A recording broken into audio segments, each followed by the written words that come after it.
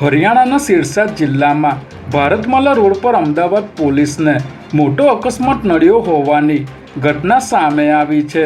જેમાં રામોલ પોલીસ સ્ટેશનના PSI JP Solanki અને 3 જવાનો પોક્સો કેસની તપાસ માટે લુધિયાણા જઈ રહ્યા હતા ત્યારે તેઓની ગાડી હાઈવે પર પાર્ક કરેલા વાહનમાં ઘૂસી જતા police constable Sunil Gamit, home guard Ravindra અને ખાનગી ડ્રાઈવર કનુભાઈ ભરવાડનું મોત થયું છે, જ્યારે પીએસઆઈ જેપી સોલંકી ઇજાગ્રસ્ત થતા સારવાર અર્થે ખસેડવામાં આવ્યા છે। અકસ્માતના સમાચાર મળતા જ આઈ ડિવિઝન એસીપી અને એક પીએસઆઈ તાત્કાલિક ધોરણે હરિયાણા જવા રવાના થયા હતા। અમદાવાદ એરપોર્ટ પર સતત બીજા દિવસે દુબઈથી આવેલી રાજકોટની મહિલા પાસેથી 34.73 લાખનું સોનું ઝડપી લેવામાં આવ્યું છે,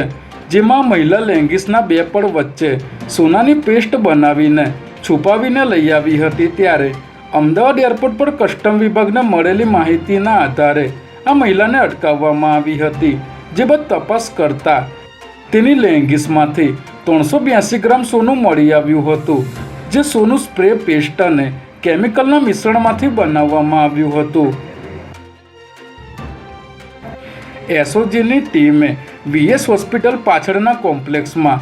એમડી ડ્રગ્સનું વેચાણ કરતા યુવકની ધરપકડ કરી છે, જેમાં પોલીસને જાણવા મળ્યું હતું કે અગાઉ ડ્રગ્સના ગુનામાં પકડાયેલો ફરહાન પઠાણ જેલમાંથી છૂટીને બહાર આવ્યો છે અને હાલ વીએસ હોસ્પિટલની પાછળ આવેલ મહેતા કોમ્પ્લેક્સના બેઝમેન્ટમાં એમડી ડ્રગ્સનું છૂટકમાં વેચાણ કરે છે, જેના આધારે એસઓજીની ટીમે અહીં દરોડો પાડી આરોપી ફરહાન પઠાણને ઝડપી લઈ તેની પાસેથી રૂપિયા 1.30 લાખની કિંમતનું 13 ગ્રામ એમડી ડ્રગ્સ કબજે કર્યું હતું।